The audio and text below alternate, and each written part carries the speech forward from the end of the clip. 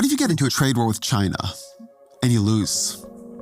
I don't think people are thinking enough about how possible that really is. And one of the reasons it's possible isn't just because Donald Trump's trade war is ill thought through and ill-defined and not well planned for.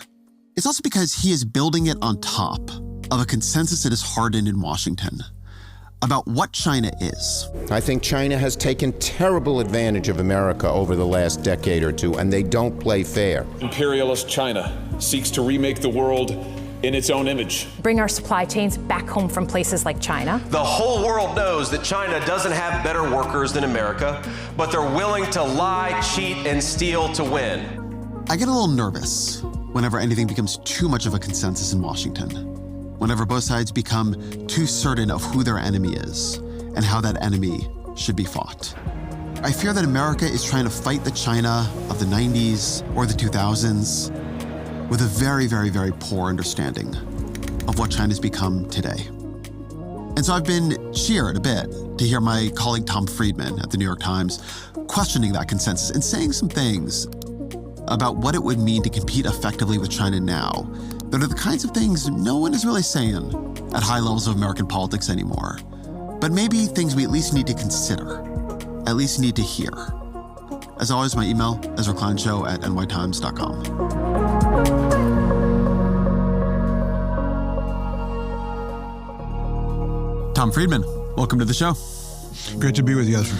So you said something in one of your recent columns that struck me, which is that the pandemic was bad for many things, but one of the things it was particularly bad for that is underrated is our ability to understand China. Why? Well, basically, Ezra, all the American business executives in China left China during COVID, virtually all of them. And then after COVID, we began this process of decoupling. So you basically had 6 years with very, very little American presence there. When I was in China last year, I felt like I was the only American in China.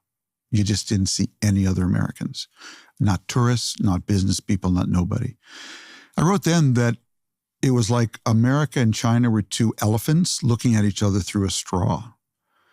Having just been there 2 weeks ago, I would say now they're like two elephants looking at each other through a needle.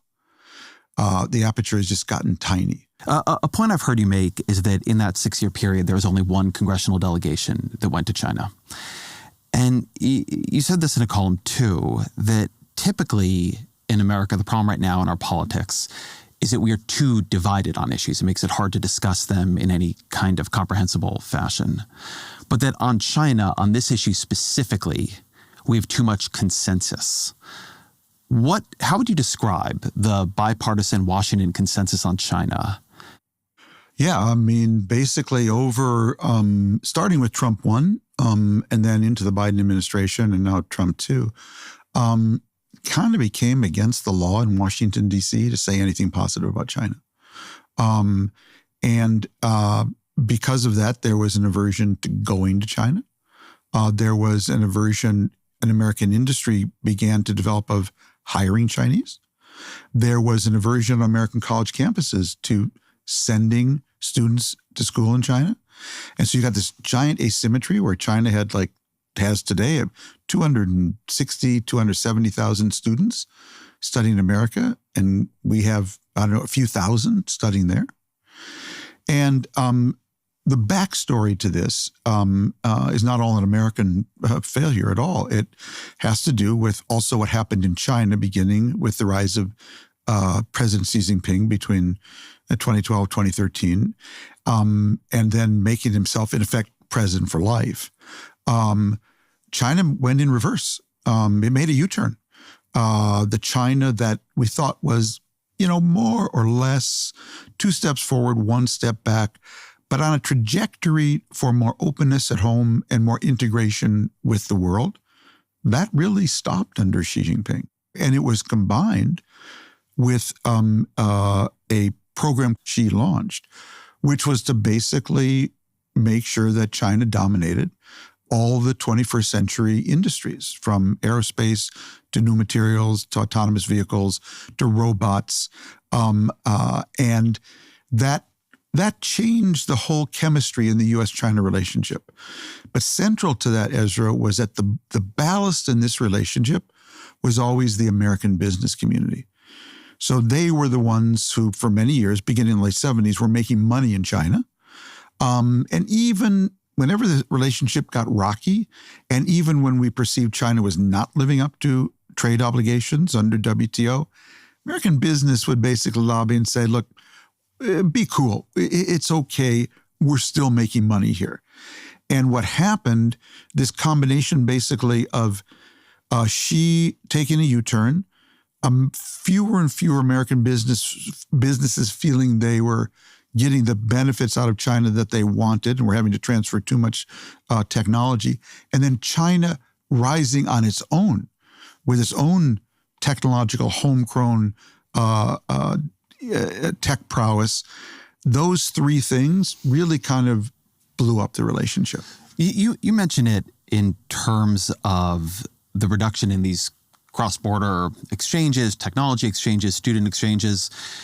The other side of that story I have heard from Americans, from business leaders, from other people in power, was the growing belief, recognition that China had been conducting a massive level of industrial and even educational and political espionage against America. And some of the fears about Chinese students studying here, about hiring Chinese workers here, was a feeling that at a high level, though not predictable to any individual person, a lot of this was leading to spying, was leading to the theft of technological secrets. And connected to that, a belief that that was what was behind China's rise. That China wasn't just rising, that what they were doing was stealing from us and building on top of that. You have this quote from Senator Josh Hawley, a Republican influential in foreign affairs, that China can't really innovate. They can just steal from us. So I'm curious how you think that played into it. Yeah, I can't speak to the espionage. I just don't know. And you get in these kind of Washington conversations with officials where it goes like, if only you knew what I knew, you would be more worried. And my reaction to that is, I wish I knew what you knew, because it would put everything more in perspective. But I also, part of my reaction to that too, Ezra, is that I hope we're doing the same to them. I hope we're spying and conducting whatever we need to do for our national security purposes. But the notion that they can't innovate, what gives the lie to that, Ezra, is if you talk to American businesses who operate in China, or European businesses who operate in China, what they'll tell you is that we first came here for the market, and now we come here to be close to the innovation. That we cannot basically be in touch with the cutting edge of our field, particularly in autos, unless you're here. So China realized it could not compete with combustion vehicles with America. And so it took the decision to leapfrog them right to EVs and ultimately autonomous driving cars. It did so by basically having its smartphone companies become car companies. So when I came to China after COVID, I said, wow, when I was last here, Xiaomi was a phone company. I came back, they were a car company. When I was here last, Huawei was a phone company. I came back, they were a car company. And so basically they put their cell phones on wheels. And the reason this is important is that when you get into a Didi's their Uber, it is a seamless digital experience from the rest of your life. It syncs up with your cell phone. I rode in a Huawei car when I was just there, and I was riding with someone from Huawei. He took out his laptop, pulled down a screen that came out of the ceiling, and his laptop immediately synced with that screen, and he was working in the car. He says, what would you like to see? Do you want to see anything? I said, yeah. Get me Paul Simon's concert in London's Hyde Park. I'd like to watch that on the way to your campus. It was up in, I'd say, about 30 seconds. The sound, Ezra, you know how you buy cars now every 2 years and they always say, it's got Dolby, surround, yada, yada. I have never in my life heard sound like this in a moving vehicle. it is just so far ahead of anything, I've seen here. Volkswagen, for instance, I met with their China head when I was there. They've got a whole facility there. They call it, in China for China. That unless you're competing with the best, what my friend Jörg Wittke, the head of the European Union Chamber of Commerce, calls the China Fitness Club, unless you're in the gym with them, you're going to get run over. So this conversation we're having emerges out of a conversation we had a little bit randomly on the phone. You had just come from China and I had just come back from book tour. And we were talking about something else, but then I asked you how your China trip was. And what you said to me basically was, Ezra, you have no idea how screwed we are. Yeah. Because what you see, Ezra, when you're there is the product of 30 years of being in the fitness gym. And it's a particularly Chinese fitness gym. And it kind of works like this. New industry comes along, let's call it solar panels. Every major city in China decides they need a solar panel factory. And the local government subsidizes it, maybe domestically born, maybe partnership with a foreign one, maybe a foreign one. And you end up in a very short period of time, I'm making the number up, but with 75 solar panel companies. They then compete like crazy against each other in the fitness gym, and 5 of them survive. Those 5 are so fit that they can then go global at a price and level of innovation that is very hard for a foreign competitor to deal with, which is why China today basically controls the global solar panel market. But what you also don't see is that process of winnowing down from 100 of those solar panel companies to 5 produced a massive explosion of supply chains domestically to feed that industry. Same thing went on with cars. The same thing goes on with robots. And so where you end up 5 years later is with an interlocking set of supply chains that now, if you're a young Chinese and say, I've just got this idea, I want to produce a shirt that has a pink polka dot button that can sing the Chinese national anthem backward. Someone will have it for you tomorrow. So the process you're describing here, the Chinese government identifies solar panels as an industry. They, using a variety of mechanisms, absolutely flood the country with subsidized financing to become a solar panel company. And you get very strange things here, like there was an example a couple of years back where one of the big real estate firms there that was in crisis tried to become an EV firm because then it could get a bunch of finance. Yeah. Yep. The Chinese government absorbs a huge amount of waste, failure, and graft, Cylindra times 1,000, things we would never accept in this country. Yes. So a bunch of these firms just pocket money for nothing. A bunch of them fail. But in that, on the other side of that process of failure, waste, graft, you get these very, very potent national champions, are called, that then the Chinese government puts a huge amount of resources behind. And I want to add one other thing because it speaks to some of the trade fights we're having. For China to have the money to do this, to not require more efficiency from their own companies and their own investments, part of the way they're doing it is keeping wages suppressed in their country. Yes. Part of the way they're doing it is exporting much more than they consume.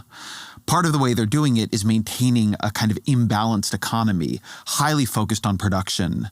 But going back to this idea of the gym, the fitness, like we understand in America, right, capitalism, survival of the fittest, they don't demand that you're very fit at the beginning. They demand that you're fit at the end.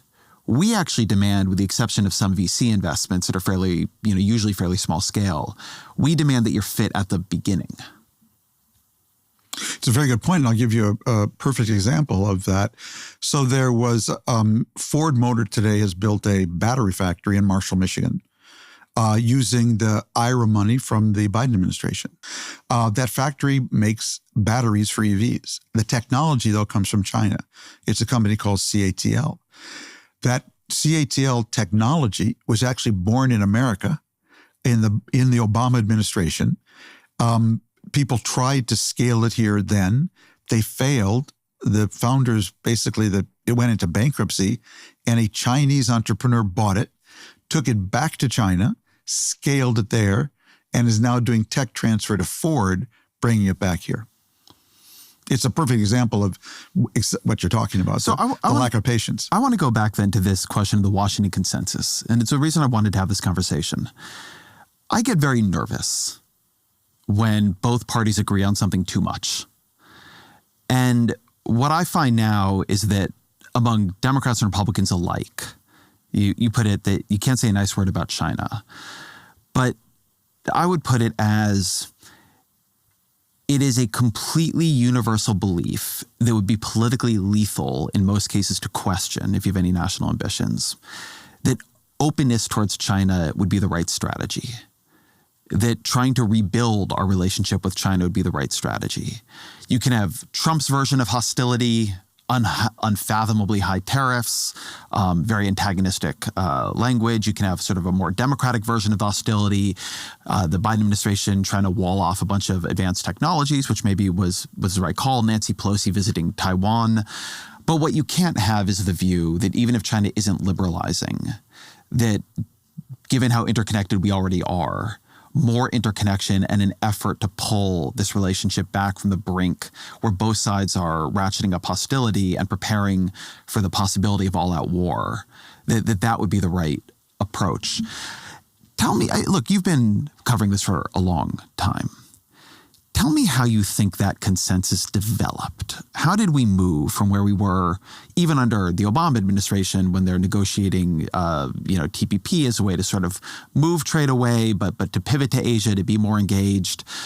How do we move from that space, which is a much softer form of competition, to what happens under Trump, then Biden, then Trump 2, which is, I think, one of the sharper foreign policy changes we've seen in recent decades? Let me back into your question, Ezra, by just giving you my worldview, so how I think of this whole China issue. I think that the net result of where we are as a world in terms of development right now, in the post-Cold War era, is the humanity faces basically three existential questions.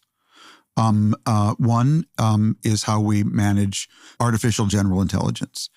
And we're going to have to find a way to collaborate to make sure we get the best and cushion the worst out of what is going to be a new species. That's number one. Second, as a product of our development, we have unleashed a level of climate change that we have to collaborate in order to deal with. And thirdly, I believe the combination of all these stresses is going to blow up a lot of states, a lot of weak states. And you're going to have zones of disorder. You already see that in some parts of the world. My view is there are only two superpowers who can manage this, but only if they collaborate, the United States and China. They can learn that early, or they can learn that late. They can learn that painlessly or painfully. But my view is they're going to have to learn that. And so for me, liking China, not liking China, it's just not in my equation. That is the world I think we're going into. I also think we're going into a world where I think of a kind of industrial ecosystem. So I was born into the late industrial revolution, where the ecosystem to thrive as a country was coal, steel, aluminum, combustion engines and combustion-driven vehicles, and electricity. And you had to be playing in all of those industries to thrive. I think the world we're going into, the ecosystem to thrive, is going to be robots, electric batteries, artificial intelligence, EVs, electric vehicles, and autonomous driving cars. That ecosystem will be the flywheel that's going to drive everything.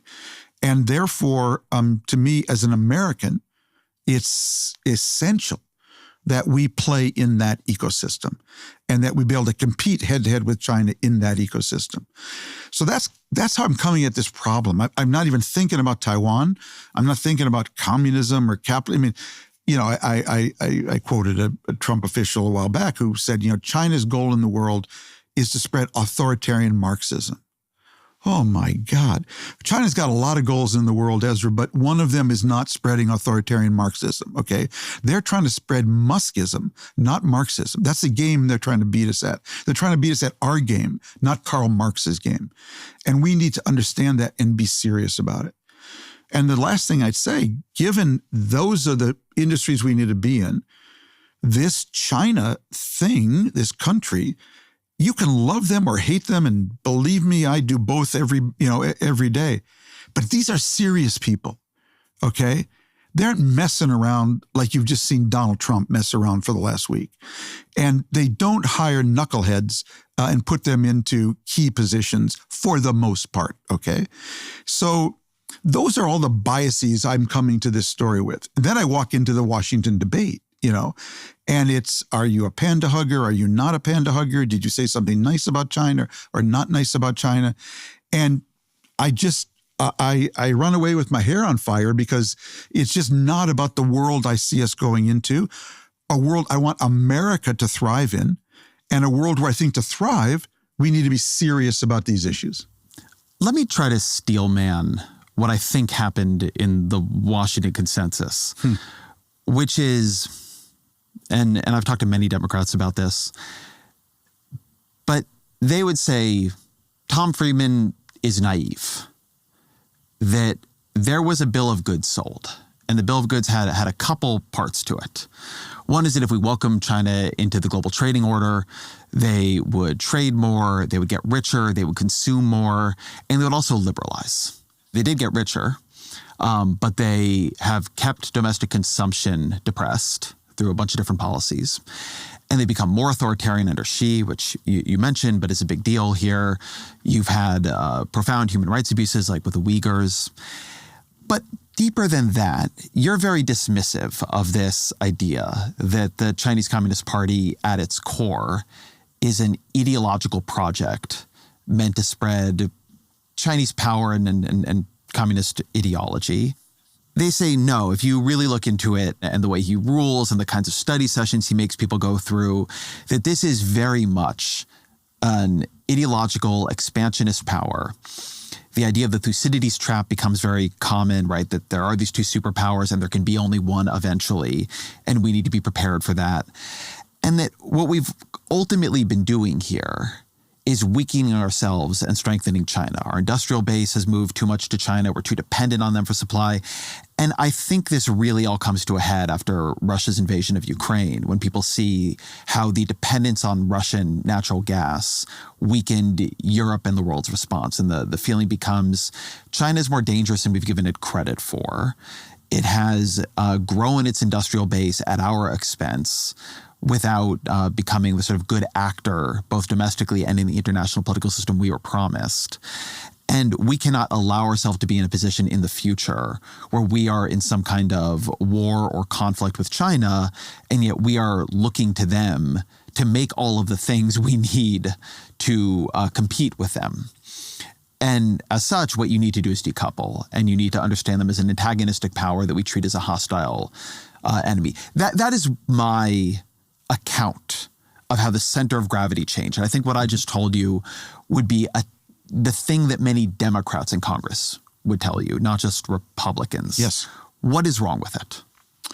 Well, I would say I only can speak for myself. I actually supported Trump's tariffs the first time around. In fact, I wrote a column saying Donald Trump is not the American president Americans deserve, but he is the American president China deserved. Somebody had to call the game. So I have a lot of sympathy with that view at one level. And the other thing I would say, Ezra, I will confess something here on your show. Whether I'm writing about China from Washington or whether I'm writing about China from China, I'm always just writing about America. My goal is to use China as my permanent Sputnik, helping people understand what a formidable engine this is, however they got there, okay? And that if we aren't serious, then we're going to get steamrolled.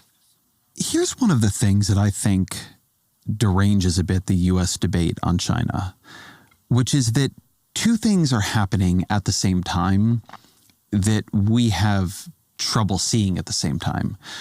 On the one hand, I feel like the conventional wisdom at the end of the Biden administration is China's doing quite badly. They are not escaping the middle income trap. They have not raised living standards in the way people thought they would. Xi's zero COVID policies went on way too long and were authoritarian in a very extreme fashion. There was this state-sponsored crackdown on tech companies and a bunch of other parts of Chinese life. And there's a real feeling that America was in a stronger position and they were in a weaker one. The thing that was missed in that is the thing that you're pointing out in some of these columns, that we sort of imagine, because this is how it has worked here, that the sophistication of the economy and what it can create and the living standards that that economy generates for its own people will be very tightly linked. And so as their living standards have not advanced in the way we thought, I think a view took hold that the Chinese experiment was not working out. At the same time, if you go and look at what they are creating and their factories and their industrial base, they are at the forefront of a series of technologies. They are competing with us within months on AI, right? The AI timelines for the two countries are months apart, if that. And then, as you've mentioned, they're probably ahead of us at this point on batteries, on electric vehicles. Oh, not even close, yeah. And on the ability to spin up highly complex supply chains. I guess the question here is, how can those two things coexist in this way? It's a question I ask every trip and did on this one as well. And the answer is a combination of things, partly culture and partly just not understanding how the systems work. As a general rule, not in every case, but as a general rule, if you have an idea to start a company, there's actually not a lot standing in your way. The government's not going to interfere with that. In fact, it may help you far more than any local or state or national government would do here. If you want to write an op-ed piece condemning Xi Jinping, that'll be the last op-ed piece you write. So those two things are very decoupled there. Not only that, China has a Mandarin tradition going back a long way. People who want to work in the government have to take a test, and it's a very meritocratic test. And the product of that is, on the whole, okay, as a generalization, the deep state there actually is pretty good, quite responsive when it comes to backing innovation. It's also very good at arresting you if you get out of line. But that's how these things go together. So if Ezra does decide he wants to make sure it's with that pink polka dot button that can sing the Chinese national anthem backwards, not only can he get that button overnight, but no one will stand in the way. In fact, you may find a lot of sources of capital locally to produce that button. And at the same time, if you want that button to sing Tiananmen Square 1989 over and again, you're going to get arrested. But those two things actually exist side by side. I think people are used to thinking about the pink backpack with a button. I think they're not used to thinking about the dark factory or the new Huawei campus. What is a dark factory and what is it like to be in one? And what was that Huawei campus that you went to like, and what did you take away from that experience? The dark factories are fully roboticized factories. So they're dark. They don't need to turn the lights on, except at 2 and 3 in the morning when the engineers come in and clean the machines. There are dark factories all over China today. The Huawei campus was built in 3 years to house 35,000 researchers, including Ezra foreign ones that they hope to recruit. Had 100 different cafes. Each building was distinctly designed, has a monorail, going around a beautiful lawn campus. By the way, I've been to Huawei's headquarters in Shenzhen. I have no illusions about Huawei written about them. They stole stuff. They have not been at all good actors. But today, we tried to kill Huawei, the United States. I mean, we tried to deny them the chips, and they almost went into the tank. And they innovated their way out. Maybe they stole those chips from NVIDIA somewhere. I have no idea. All I know is today, the same day that Josh Hawley declared that China can't do innovation, Huawei reported record profits on CNBC with some very new technology.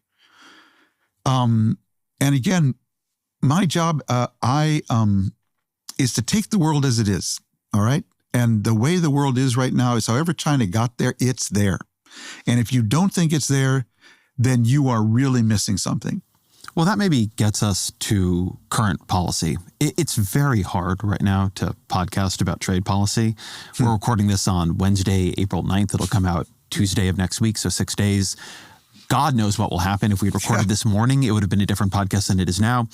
But after tanking global markets for a week, then beginning to see the U.S. bond markets unravel, the Trump administration backed off, paused, did a 90-day pause on tariffs on countries that have not retaliated, which is just a generally strange concept. Yes. But doubled down on Chinese tariffs, right? I think it's up to 125%, something in that range. China is retaliating against us. The Trump administration's broad view, articulated by J.D. Vance and others, is that at the center of their entire trade strategy has been that we need to build all this in America again, not amidst all of our friends, right? The Biden administration had a friend-shoring strategy, but Howard Lutnick, the Secretary of Commerce, he talked about his vision, and that the way to do this is very high tariffs, incredibly high on China specifically, but also, frankly, on the rest of the world, because what you're trying to do is bring it all back here. And that is a way of making us capable of competing with China.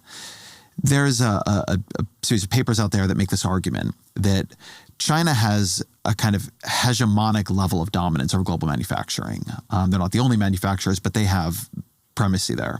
And we have it on the financial architecture of the world. And what, in this theory, what Trump and his team are trying to do is take manufacturing back from China. Do you think their theory makes sense? Hire clowns, expect a circus, okay? If that is your theory, okay, then go ahead, put all the tariffs 1,000% on China. That's day one. But these guys are entirely first-order thinkers. Day two has to be a strategy for what you do the morning after here. How do you then build the industrial base that you want to take advantage of the time you're buying with your tariffs? So what are these guys doing?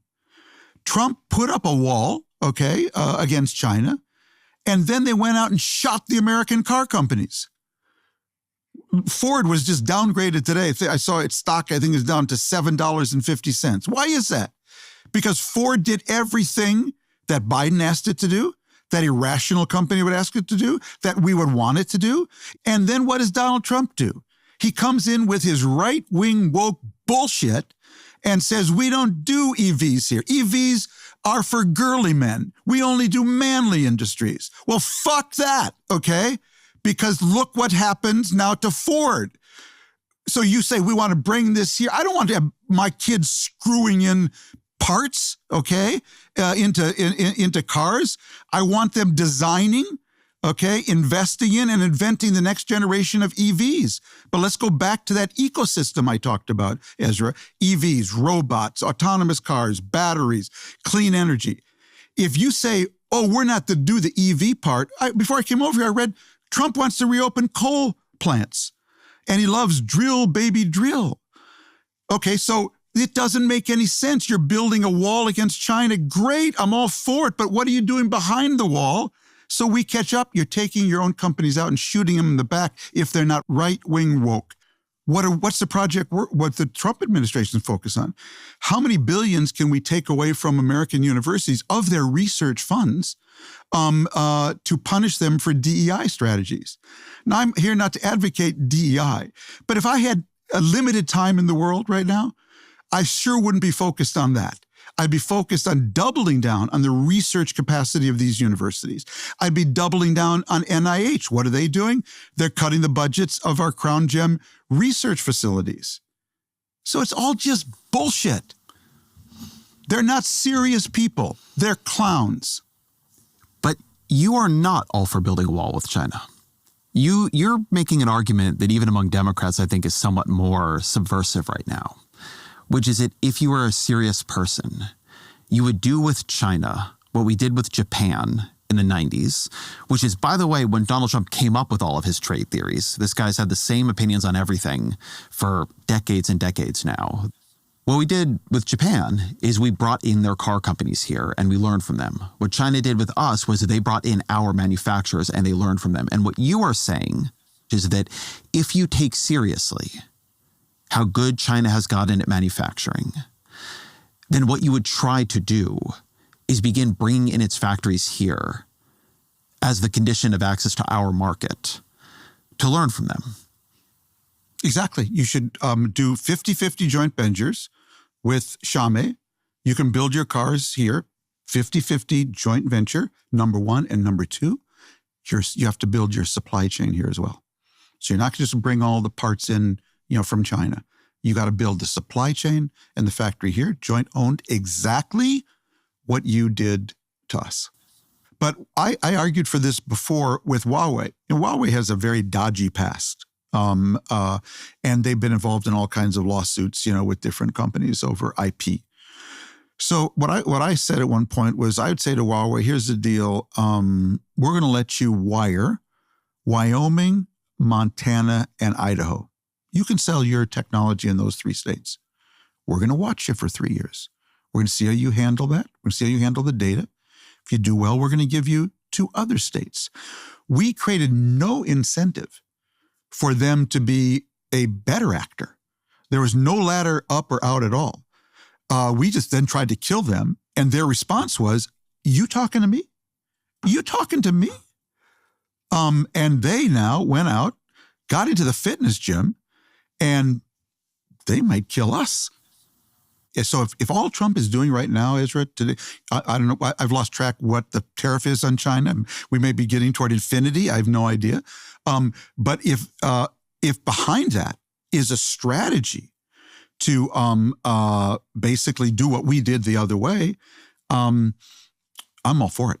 But if the strategy is to only build a wall so we can go back to digging coal, and only depending on oil, and killing the wind business and killing the EV business, then this is going to end in such a disaster.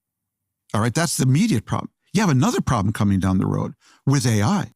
And AI is going to be injected into everything, okay? From your car to your toaster to your refrigerator and maybe even your body.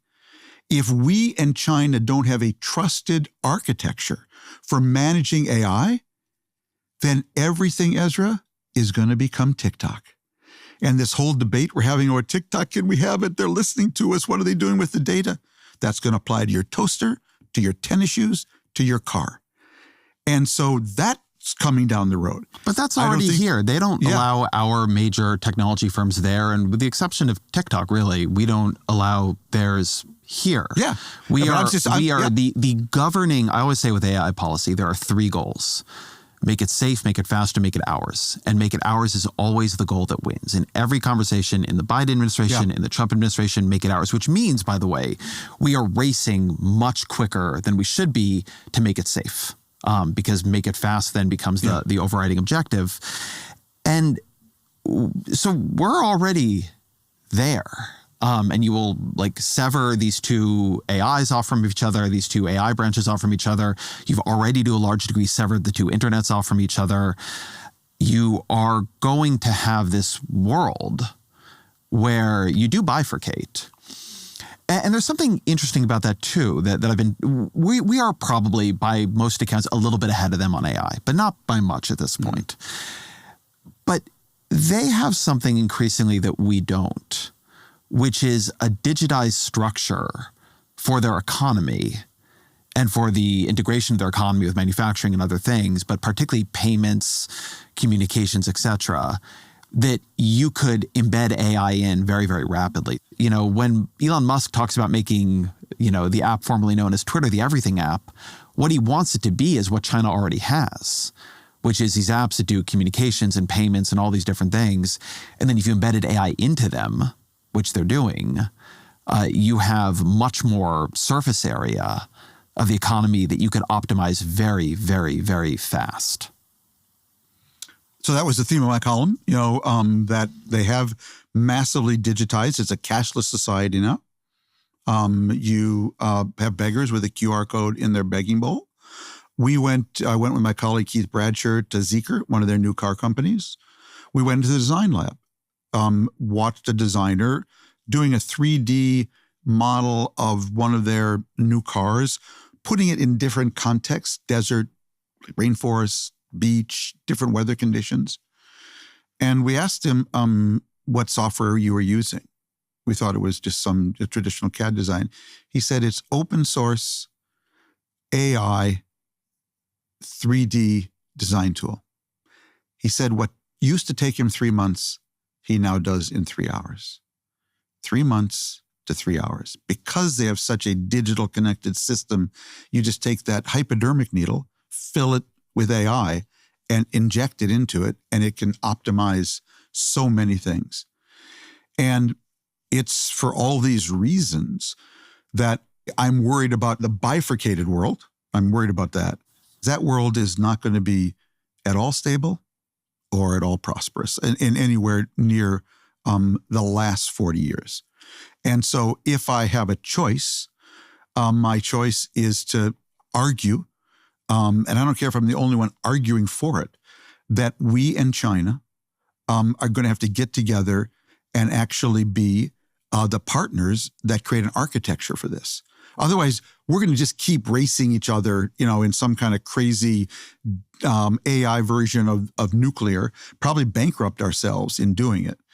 And this gets to my gut feeling about the whole world we're going into once we get to AGI, Ezra, which is that I think to manage this world, climate, AI, and disorder, we are going to have to learn to collaborate as a species to a degree that we have never collaborated before.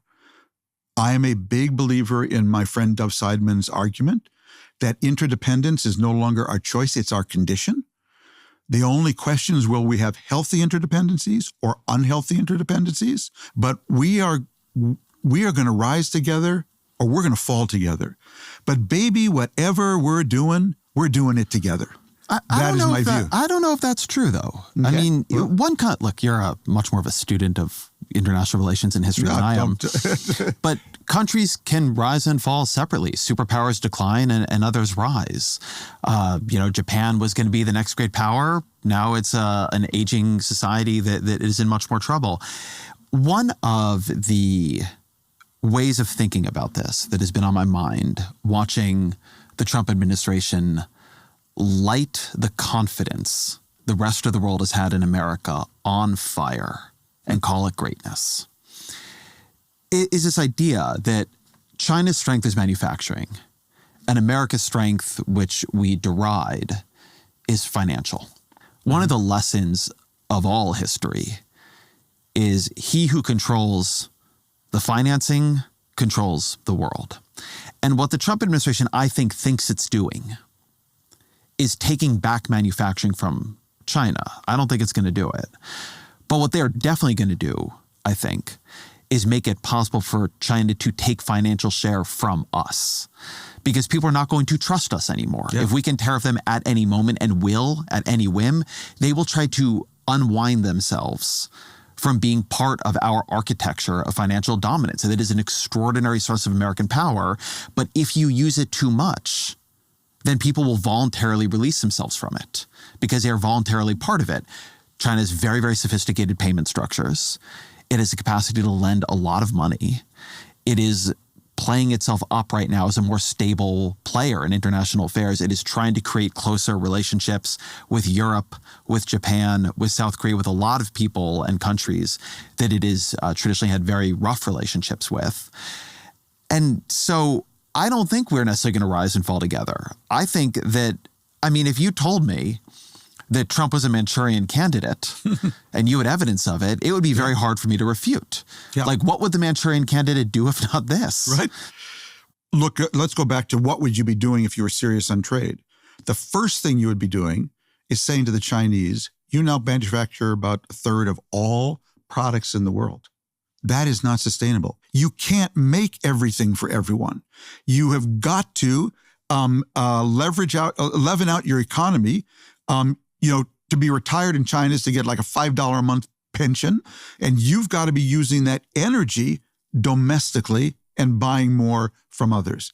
The conversation has to start there. They are making too much, and we are consuming too much, Ezra. So why don't we then get our friends and sit down with China as a united front, the European Union, Korea, Singapore, Japan, the Philippines, and make it the world against China on this issue? You would have told them over the next 3 years, we're going to gradually be raising tariffs, 15, 20, 30% each year. So you can know what's coming, but we're going to keep doing that as a collective. And then behind that wall, you would be offering them, one, the opportunity to invest in America, and two, you would be serious about that ecosystem I talked about and giving our government, our companies incentives, doing everything we can to get the infrastructure and opportunities for that ecosystem to get going. That would be the rational thing. What did Trump do? He made it America against the world, the whole world at the same time. So he actually threw away our single greatest competitive advantage over China, which is that we have allies and China has vassals. Our colleague David Brooks likes to say, Trump is always the wrong answer to the right question. So I want to note something that I think is a useful way of thinking about trade here, that I think there's been this problem that people keep trying to illustrate a more sophisticated architecture around Donald Trump's thinking than is actually there. Yes. And one of the things they'll reach for is this issue with China. China makes about a third of the world's goods, as you mentioned. They're on track to make about 45% of it in the 2030s. And if I'm remembering the number right, I think they account for something like 12% of consumption. 13%. Now, that's hugely imbalanced. For a country that big to be that imbalanced between production and consumption creates an instability across the entire global system. One of the completely idiotic things that even skeptics of our relationship with China have been appalled by, that the Trump trade effort has attempted, is to treat everything in terms of bilateral trade between America and other countries, as if we should have a balanced trade account with Vietnam.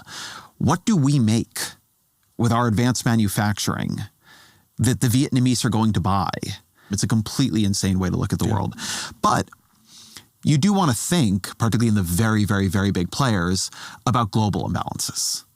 Because if there are huge global imbalances, not just like individual bilateral ones, like then you have a bit of a problem. Yes. And this is where you might have imagined the world to put pressure on China.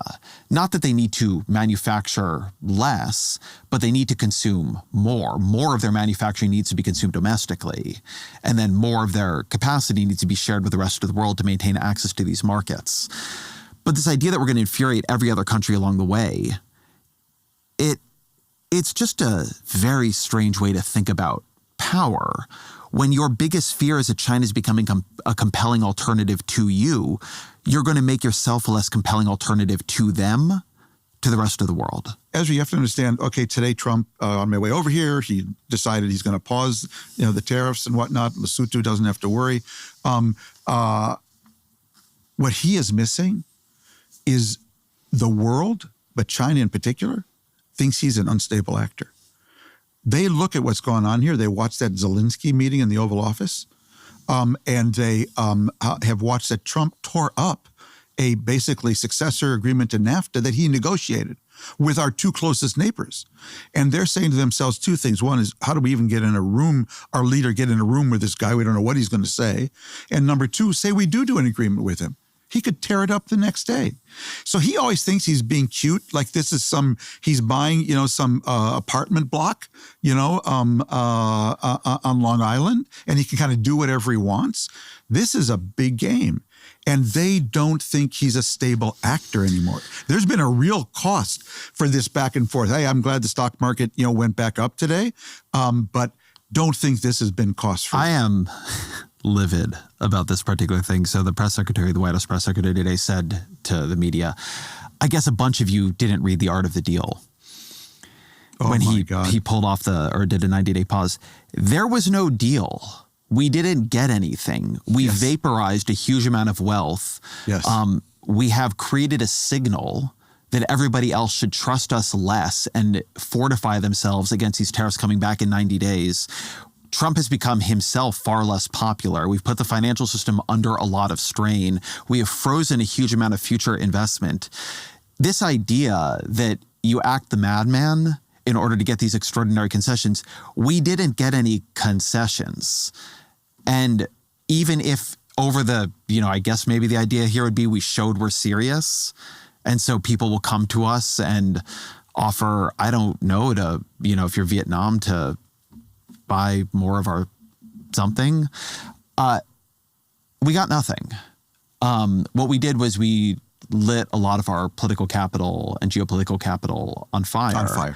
And we are calling that a victory. But also Trump has now shown that there is a place he can't go.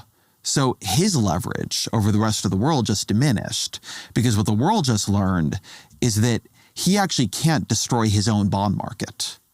So if he tries to do this again, and the world does not want to be pushed around by us, they can wait us out. Now, there's a concentrating issue with China, and we'll see how that plays out. But there was no deal made here. There was, as you say, worse than no deal. We shot ourselves in both feet. And now we are in a much less powerful position because we've alienated all those allies we need to create leverage on China in the future. And so it's an unmitigated disaster. I want to pick up on the Washington consensus again, because we're talking about Donald Trump, and I think it's fair to say we agree that his policies here are dumb and destructive. But there is the issue of the consensus again. Mm-hmm. And even today, Gretchen Whitmer, the Democratic governor of Michigan, somebody many people think will run in 2028, she was out giving a speech and basically saying, look, I don't agree with how Trump is doing it, but in general, tariffs are important. We don't produce enough here. We produce too much there. I have talked to many Democrats who they will say that they don't agree with how Donald Trump is doing it, but he's sort of right about China.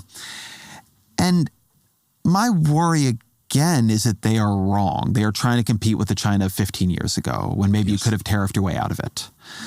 And that the impulse Democrats have on China is to be Trump light. That there is no one making a case for openness, right? Even if you don't believe in that case, I think it would be healthy for the debate for some people, aside from maybe just you, to be making it, but also no sense that the technology transfer might now need to go in the other direction. And I guess the final thing that worries me is that there is the possibility for the relationship to call into existence the thing that is supposedly preparing for. Even during the Biden administration, when they're beginning to build technological walls, a lot of the reporting I saw suggested, and I think quite reasonably, that China understood that as Washington coming to the view that it would try to force China's progress to slow, that it would never allow it to achieve not even expansionary or hostile ambitions, just development at the frontier of technology. And the agreement in Washington that China should be treated as an antagonist certainly has the possibility of making China more of an antagonist because, well, don't they then have to treat us as more of an antagonist? And I'm not trying to take responsibility off of them. Yes, they've done plenty wrong there too. Yeah. But I worry that we are careening towards a world where the tit for tit and the tat for tat almost ensures a future of hostility. Yeah. And neither side seems in any way interested in even defining what an off-ramp from that might look like. So let me respond in two ways. I want to go back first to the point we were discussing about just the unseriousness of this administration. At the height of, I guess it was 48 hours ago, the morning after Trump announced he was putting this massive tariff on China, when the markets really melted down, I actually called our editors and said, not the most important story of the day, not the most disturbing story of the day. Please don't lose sight of this story. On the day before, we learned, or maybe in the same day, that Laura Loomer, a conspiracy peddler who believes 9/11 was an inside job, was in the Oval Office, and we have since learned, apparently or reportedly, urged Trump to fire the head of our National Security Agency and his deputy, two of the most respected intelligence professionals in the world, and because they weren't pro-Trump enough, who knows what it was, Ezra? And Trump did that. He fired the head of basically two of our most important cyber warriors, defenders and warriors, widely respected around the world. He did that on the advice of a political witch doctor. Holy mackerel. I mean, it's market up or down. How can we be a serious country? Because that then, talk about things that filter down. That then filters down through the whole bureaucracy. Can I offer up intelligence that Trump will not like? So that's, to me, just we have to get that in there. Let me offer a useful comparison here, I think, that just jogged for me. When, 2 years ago, we were going through the decline in conventional wisdom about China's prospects, one of the big things that was driving that was that Xi Jinping had embarked on a campaign of humiliating, firing, it appeared even sometimes disappearing, members of the party, the Communist Party, and leading tech executives like Alibaba's Jack Ma, who had displeased him. And the sense was, from the outside, China is weakening because the thing it has had, which is competent government that is willing to absorb internal disagreement and, wants to see its top entrepreneurs and CEOs succeed, is collapsing into a peevish dictatorship. Now, Jack Ma is back in the good graces and, Xi Jinping is trying not to destroy China's tech sector and is giving warm speeches to rooms that include Ma now. And we are doing the other thing. We are, Donald Trump, Elon Musk, on a campaign of retribution throughout the federal government, on a campaign of retribution against CEOs and universities and members of civil society who have angered the administration. It is we now who seem to not care about how competent people are or what success they've achieved or what kind of linchpin they are in our national strategy. We are doing the exact thing that not that long ago people like me were sharply downgrading their estimation of China's future prospects on. China has reversed course, but we're just getting started with our cultural revolution. Yeah, which is why on my trip, I can't tell you how many people asked me, are you having a Maoist cultural revolution of right-wing wokists, basically? And because what was the revolution, the Cultural Revolution? It was Mao unleashing his ideological youth to tear apart, basically, the deep state in China. And it didn't end well. It set China back. It went on for a decade, and God knows how much it set China back. And so I just couldn't agree more, Ezra. It's one of the things that so troubled me watching this happen. But I want to go back to your other point. I'm not running for office, but if I were, as a Democrat, I would not be doing Trump light. I would provide this comprehensive alternative of leveraging our allies, setting down conditions, long-term tariffs on China gradually implemented, behind which we invest in the ecosystem of the 21st century with government help as much as we can, and taking a long view, because we got into this the long way. We're not going to get out of it the short way. Well, it gets to a question I rarely hear asked, which is, what should the goal be? What is the aim of all this policy?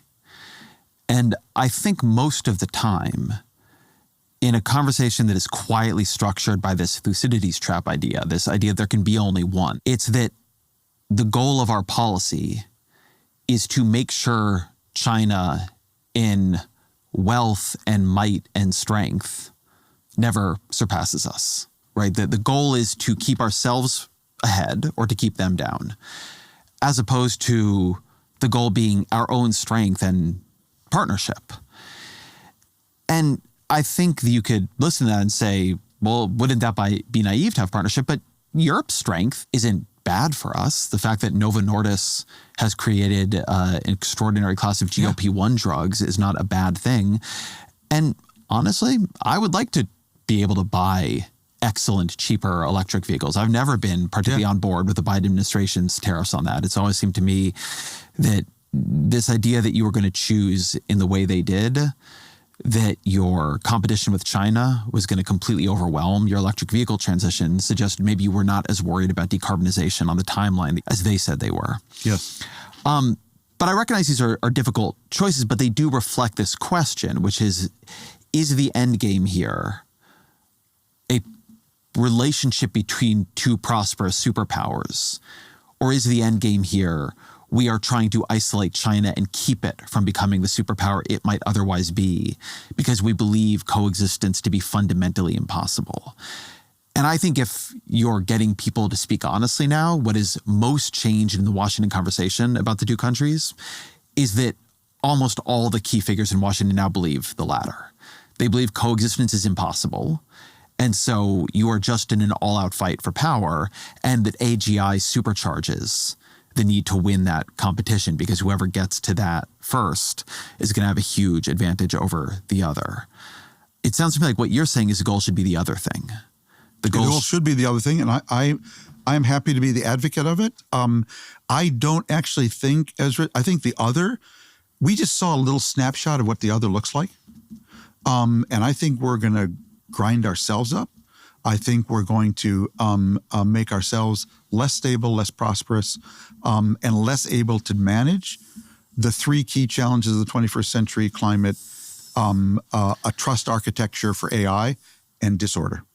And so I'm perfectly ready to be called naive, idealistic, but just don't say I haven't done my homework, because I have. Let me ask as we come to a close here. You've had two pretty significant trips to China in the last year. You've had many more behind that. Yeah. On these trips, what was the thing you heard most that worried you most? Or what was a meeting you had or the thing you saw that shifted your perspective the most? What do those of us who have not been there in some time or have never gone, what are we not seeing or hearing? I travel with my colleague, Keith Bradshaw. Our colleague, Keith Bradshaw, has been in China for 23 years. And we interviewed two professors who will go nameless, both super pro-American, study actually the United States. One of them told us on his last trip to America, as he was leaving, got to the gate, got pulled aside by what he assumed were FBI officers, taken into a room, give us your phone. The other one, when he arrived, got pulled aside, taken into a room, give us your phone. And if that's where we're going to a bad place. And if we're going to that place, because that word gets out immediately. Boy, last time I was there, I got pulled aside by the FBI.